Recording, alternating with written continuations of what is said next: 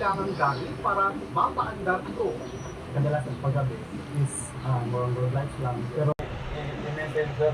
So hindi siya katulad ng conventional plant. Tapos yung cost, operational cost na is maliit din. Isa ang solar energy o kuryenteng galing sa enerhiya ng araw sa mga nais isama ni Pangulong Bongbong Marcos. Yeah. Tulong na pagpapalakas ng renewable energy sources. Watch the Del. Pero ayon sa Department of Energy o DOE, mababa pa rin ang porsyento ng naibabang So hard actually. ng solar power sa energy. Man. Hindi naman buong araw may sikat ng araw at sa Pilipinas, madalas ding ulanin. Let's just try again, but I just keep on going. Solar natin. Pero yung actual generation niya, 1.6% pa lang. Kasi nga, 10 to 12 hours lang siya available eh. Hindi lang naman solar energy ang pinalalakas at meron sa kasalukuyan ang At the cow. Hey, yo, what is happening here? Watch the Del. Tatanungin, nuclear energy daw ang sagot sa isang nagbabantang energy crisis. 24 I can't literally control anything. reliable power. kumpara sa wind and solar na paano doon sa tahimik na gabi o di zero.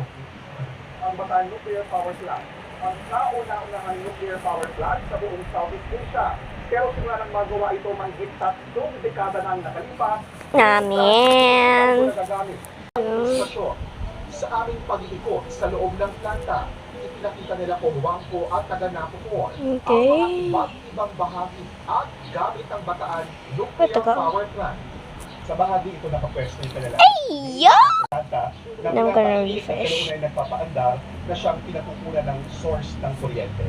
Pero dati I'm na gonna rin, just nung drag una, everything, at mga mambabatas I ang swear. pagbubukas sa Bataan Nuclear Power Plant. Oh, wow. Dahil sa posibleng Cool. energy security issues as well as the waste issues. So, I think for a country okay. that has the resources of the sun and geothermal as the Philippines, I'm kinda bad at renewable energy this. is so much cheaper. I think that's the way the world is going. What about the issue ng waste? Ano daw yung Aw, man. managing waste kapag nag-operate tayo? Because of the energy So I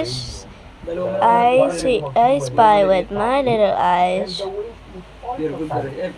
In fossil fuel, when you burn 1 unit of fuel, you 20 yung I gotta reset this. hotdog, 20 yung But in nuclear, so your yung fuel gulay, is equal. 40 yung tubig. So, if 80. the waste is tiny. Aw, man, we have no more